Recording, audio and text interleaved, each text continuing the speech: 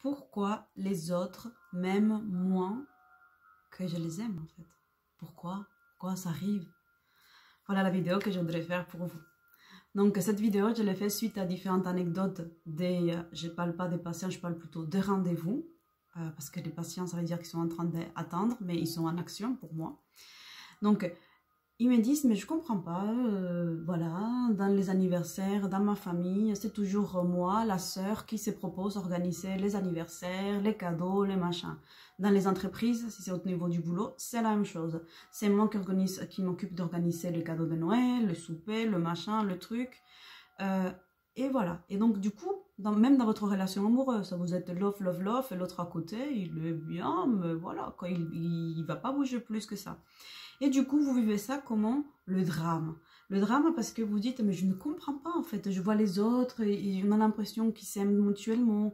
Oui, moi, ça se voit pas tant que ça, etc. Et dans le travail, c'est la même chose. J'ai l'impression même qu'ils préfèrent ma collègue qui ne fait rien, alors que moi, je fais tout et je me sens moins aimée en fait. Je comprends pas. Donc, je vais vous expliquer pourquoi ça arrive. Ça arrive pour 3 choses. Donc, la première, c'est vous manquez de confiance en vous et vous avez la fausse croyance que plus vous en faites, plus on va vous aimer. On vous aime parce que vous faites et non pas parce que vous êtes, le verbe être. Donc, vous êtes dans cette fausse croyance et vous voulez faire et faire et faire. Et vous êtes dans une espèce de débordement et d'affection parce que vous manquez de confiance en vous et vous êtes à la recherche de qu'on vous renvoie une image positive de vous. Ça veut dire déjà que, ça c'est le deuxième point, que vous ne vous aimez pas assez. Vous ne vous aimez pas suffisamment. Donc, la façon que vous avez de vous sentir aimé, c'est à travers le regard et les choses que les autres vous renvoient de vous. C'est-à-dire, ah mais qu'est-ce qu'elle est gentille, ah mais qu'est-ce que c'est bon. Et donc là, c'est là où vous commencez petit à petit à vous nourrir. Vous avez un vide intérieur, comme un verre, et du coup, vous vous nourrissez des petits compliments, des petits machins qu'on vous renvoie. Et quand vous faites des choses et qu'en plus on ne vous fait pas des compliments et qu'en plus on vous fait un reproche, alors là vous êtes dans un état survolté. Vous êtes énervé, agacé, en colère, enragé, ben voilà. Donc ça c'est les différents points que je voulais développer. Ensuite il y a le deuxième point. Donc le deuxième point c'est que vous êtes dans une blessure d'injustice. Et tant que vous ne guérissez pas cette blessure d'injustice, vous allez la revivre, encore revivre et toujours la revivre.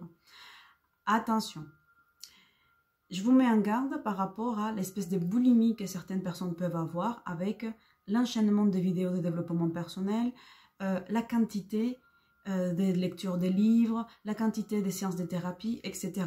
Parce que là, il y a des personnes qui rentrent dans une espèce de boulimie du développement personnel, qui rentrent dans une quête de l'éveil spirituel, et ça ne fonctionne pas dans la quantité ni dans la qualité, ça fonctionne avec l'assimilation.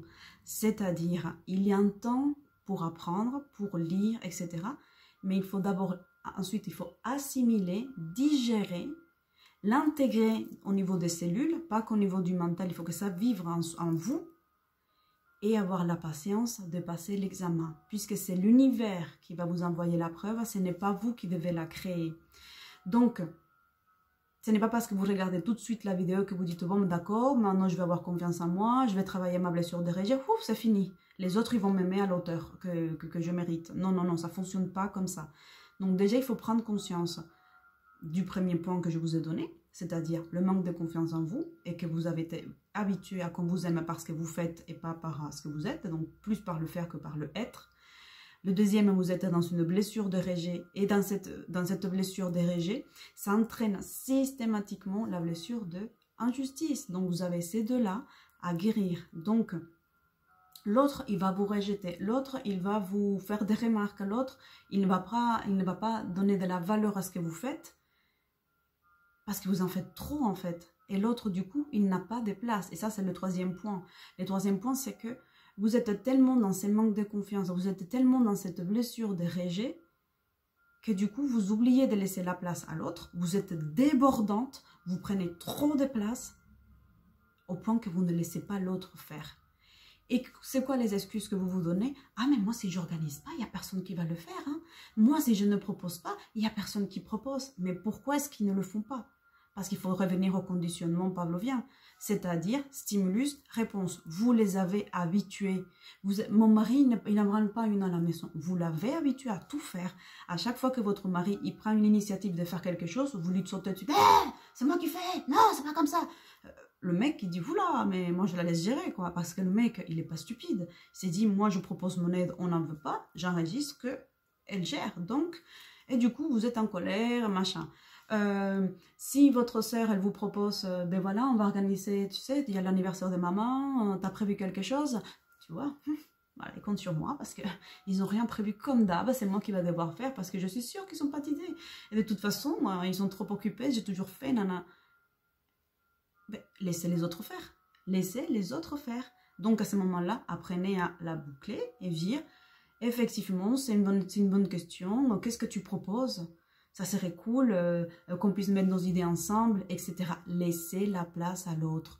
Donc, la personne qui pense qu'elle reçoit moins d'amour que les autres, c'est parce qu'en fait, ce sont des personnes qui ont ces trois types de blessures, ces trois souffrances, ces trois points que je vous ai cités, et qui sont envahissantes. Ils sont envahissantes dans le faire.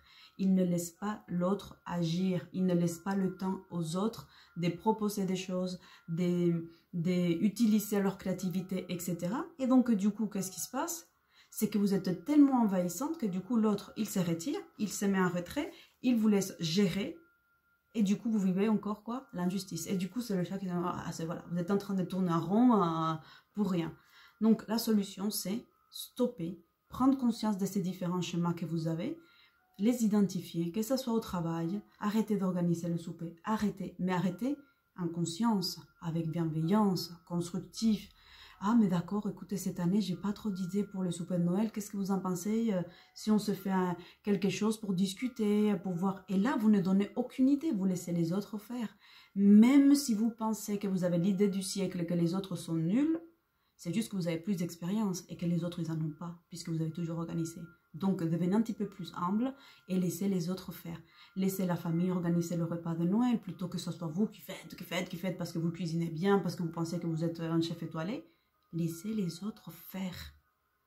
Et là, vous allez quand même commencer à comprendre que les autres, ils vous aiment, mais pas comme vous voulez qu'ils vous aiment. Ils vous aiment peut-être dans votre être, ce que vous représentez, et non pas par le faire. Et là, la seule occasion de prendre conscience de ça, c'est d'arrêter de faire et de voir que l'autre quand même, il vous aime. Donc, voilà la vidéo que je voudrais faire pour vous, afin que vous puissiez être beaucoup plus équilibré et cette blessure d'injustice que vous avez vis-à-vis comme conséquence par rapport au fait de vous sentir moins aimé par rapport à ce que vous donnez, ça va vraiment vous aider à rééquilibrer la balance. Le fait de vous poser, de vous taire, de laisser la place à l'autre, d'accueillir l'autre et de laisser l'autre aussi vous aimer. Parce que si vous êtes dans l'action, l'autre, il ne peut pas vous attendre. L'autre, il ne peut pas venir vers vous pour vous aimer. Donc, posez-vous et laissez la place à l'autre. Accueillez. Soyez dans l'accueil et vous allez voir que les autres, oui, ils vous aiment. Et si par hasard, vous découvrez qu'ils ne vous aiment pas, mais c'est une belle découverte et c'est ciao, vous fermez la porte et là, vous avez appris la leçon. Et l'univers, puisque vous allez changer en vibration, il vous enverra quelqu'un qui vous aime parce que vous avez appris à vous aimer et à laisser la place à l'autre.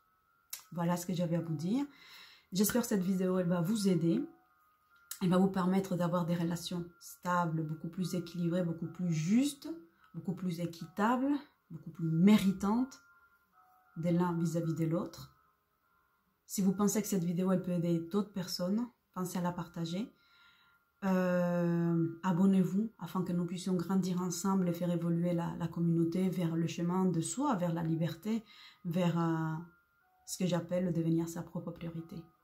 Si vous avez des questions, laissez-moi en commentaire ou vous pouvez me contacter sur angela.thérapie@gmail.com. Je serai toujours heureuse de vous répondre et de vous dédier aussi une vidéo. Voilà, j'espère que ça vous a aidé. À bientôt. Ciao, ciao.